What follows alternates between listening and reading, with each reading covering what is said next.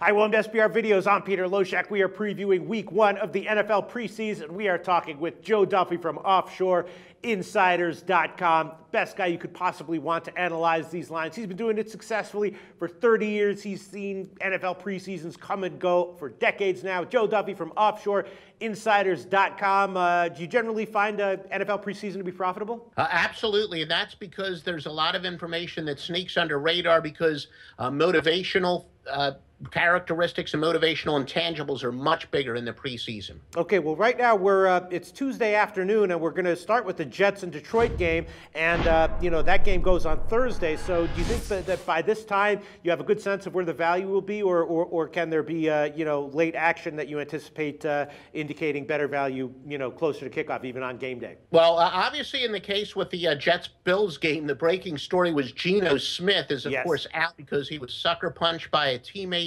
He was having a very good. Geno Smith, done.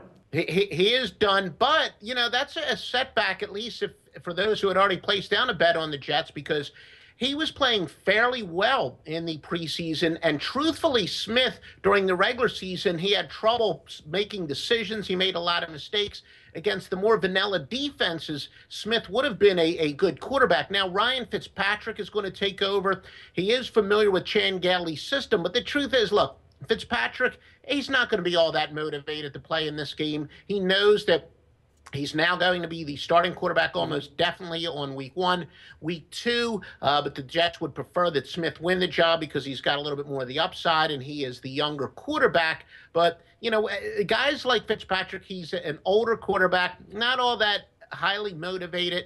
And I do say the teams rally around adversity, but I haven't really tested that theory so much in the preseason. I can see in the preseason it could be a little bit of a distraction. I don't know what to make of this line. Right now, Detroit, obviously the lines did move a little on this news. I think Detroit is now -3.5, up from 3, and the total took a dip from 36. It's now 36 from 36.5.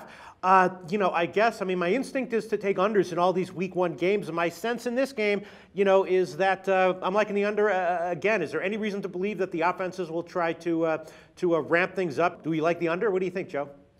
I would definitely think so. And keep in mind in the Jets, they're much more likely to run a conservative offense where Bryce Petty's going to have to. That's going to be a big adjustment for Bryce Petty, a rookie who, used to throw the ball 50, 60 times a game. So he's going to be adjusting to a completely different offense. I do think that the under would be a pretty good play. And I will say the preseason, it's a little easier to predict line movement. I think just because of the Geno Smith information alone, the total will likely drop. So if you want a middle, or as I like to call it, a bet middler, you might want to bet that under right now, and you could have a good middle opportunity by game time. All right, so do you want to give an official pick on this one? Sure, I'll give an official pick. If we can go by the current line, I'll give an official pick on the under. All right, an interesting game. I don't know what I'm going to do with this one. I'm not sure if I'm going to bet it at all, and I'm not going to go public. I'm not going to go official with a pick in this video, but Joe Duffy is going official under 36, right, Joe? You got it, sir. All right, thanks so much, Joe.